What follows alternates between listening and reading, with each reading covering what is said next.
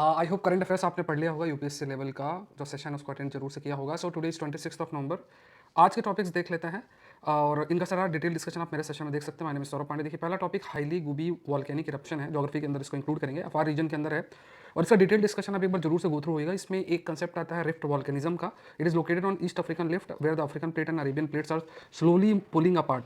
दूसरा देखिए shield volcano है। और तीसरा एक पॉइंट है कि जैसे it also contain trachyte and rhyolite which have high silica content और काफ़ी अधिक गैस भी इसमें ट्रैप्ड है, ठीक है। और इस वजह से जब क्योंकि गैस मौजूद है, जब एक प्रेशर क्रिएट हुआ तो बहुत तेज़ी से जो है इरप्शन हुआ, एक्सप्लोजिव इरप्शन। और इसमें बहुत इंपॉर्टेंट कंसेप्ट आपको एक्सप्लेंड है कि जैसे प्लेट्स आपस में दे आर पुलिंग अपार्ट और इसकी वजह से जो क्रस्ट है उसकी वीकनिंग हो रही है और एक स्पेस क्रिएट हुआ है बीच से, जहाँ से मैग्मा अंडर प्रेशर काफ़ी एक्सप्लोसिव फॉर्म में बाहर को निकला। और ये वॉल्केनो है, ये लगभग 12,000 साल बाद इसका इरप्शन आपका हुआ है।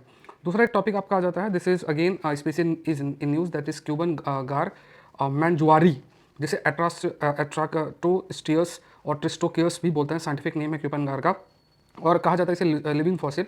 बहुत पुरानी स्पीसीज है। अब ये डेटा कितना सही है, 100 million years with little change जो है इट हैज सर्वाइव्ड इतना long period of time. Found only in Cuba, specially in Zapata swamp, western Cuba river, lakes, wetlands और ये फ्रेश वाटर में पाई जाती है। It can reach up to 2 metre, 200 centimetre तक ये रीच कर सकती है और क्रिटिकली एंडेंजर्ड है because of the habitat loss, pollution of the fresh water system, over fishing in the past. Invasive African walking cat fish है जो कि इससे कम्पीट करती है और जो यंग गार्स होती है, छोटी जो गार्स फिश होती है, उनको मार देती है। तो इस वजह से इसके नंबर काफ़ी तेज़ी से रिड्यूस भी हो रहे हैं। Next is about climate change and Assam tea. तो एनवायरमेंट के अंदर इसको इंक्लूड कर सकते हैं। तो tea depends heavily on stable weather, changing climate. और जैसे जैसे क्लाइमेट अगर चेंज हो रहा है तो जो टी ग्रोइंग अनप्रिडिक्टेबल हो रही है एंड बहुत सारी प्रॉब्लम्स भी देखने को मिली है, जैसे black and leaves, wilting bushes, मतलब जितनी भी पत्तियां हैं, पौधा है, वो आपका सूख रहा है। There is irregular flush cycle. Flush cycle का मतलब न्यू लीफ ग्रोथ बहुत इरेगुलर है। अब लीफ ही ग्रो नहीं करेगी तो टी कैसे आप प्रोड्यूस करोगे। Tea introduce in 19th century and now a global community और 12 lakh workers, mostly women, depends on tea for livelihood. और टी लगभग कंट्रीब्यूट करती है इंडिया के $10 बिलियन टी इकोनॉमी में कंट्रीब्यूट करता है। अब देखिए जैसे टेम्परेचर में चेंजेस होंगे, इससे जो न्यूट्रिएंट अब्जॉर्प्शन है प्लांट के अंदर वो भी रिड्यूस होगा और काफ़ी सारे इशूज और प्रॉब्लम फेस करने पड़ रहे हैं। तो इसके लिए स्टेप्स लेने की जरूरत आपका है।